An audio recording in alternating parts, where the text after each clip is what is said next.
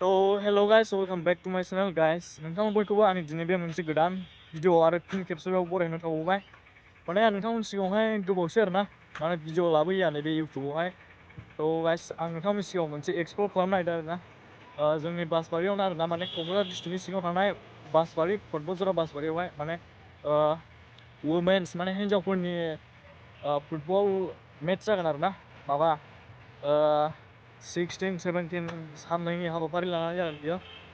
तारमाने आं दिनै बानायनायखौहाय आं नोंथांमोननि सिगाङावहाय देखायफैदों आरोना नै दा बानायगासिनो दं आरोना गाबोननिफ्रायनो जागोन। गाबोन समफोर नायनानै लादो नोंथांमोना नै बानायनायखौहाय नै दा बानायगासिनो दङ। दा देखायनो नोंथांमोननि सिगाङावहाय मा मा बानायगासिनो ओरै गेटजोंहाय आङो दा फिल्डआवसो दंफैयो नालाय। तो बे हायार सेकेन्डारि फिल्ड आरोना बासबारि बेनो बासबारि हायार सेकेन्डारि स्कुला बेनो। तो गाइस आं नोंथांमोन दिन्थिहैनि आरोना बैजोंहाय बानायगासिनो दं। बैजों बानायगासिनो दं आरोना पेन्देला बांद्राय गिदिर जानाय नङा, फिसासो जागोन आरो। दिन्थिगासिनो नोंथांमोननि सिगाङाव आं बानायनायखौहाय नायलांबाय थाबानो जाबाय।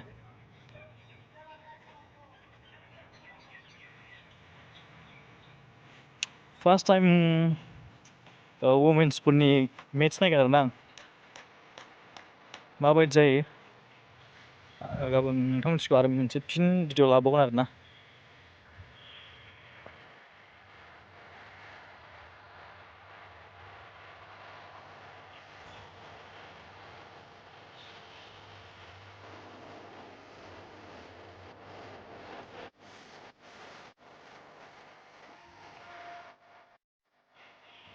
बानायगासिनो दं आरोना गाइसमोन आं नोंथांमोननि सिगाङाव दा लासै लासैनो दिन्थिलांगासिनो, नायलांबाय थाबानो जाबाय। बेयावनो जागोन आरोना बेनो आलासि उलासि जिरायग्राफ्रा।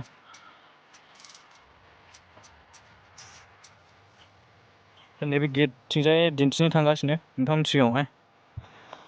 गेटथिंजाय कमप्लिट जाखांबायानो हनै देखायनो थांगासिनो आरोना।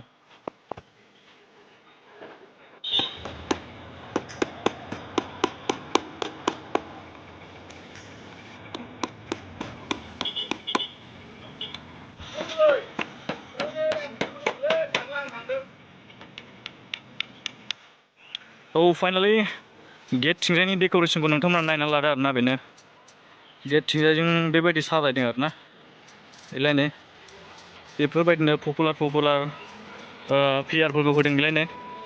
आं नोंथांमोननो दिन्थिबाय आरोना बेलायनो डेटआ दङ नै 16-17 गाबोन समफोरनो डेटआ।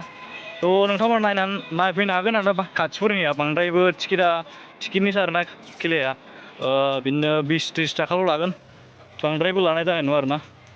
बिदिनो खाथियावनो आरोना मार्केटआ नै फिसा मार्केट बासबारिया बांद्रायबो गिदिर मार्केट नङा आरोना।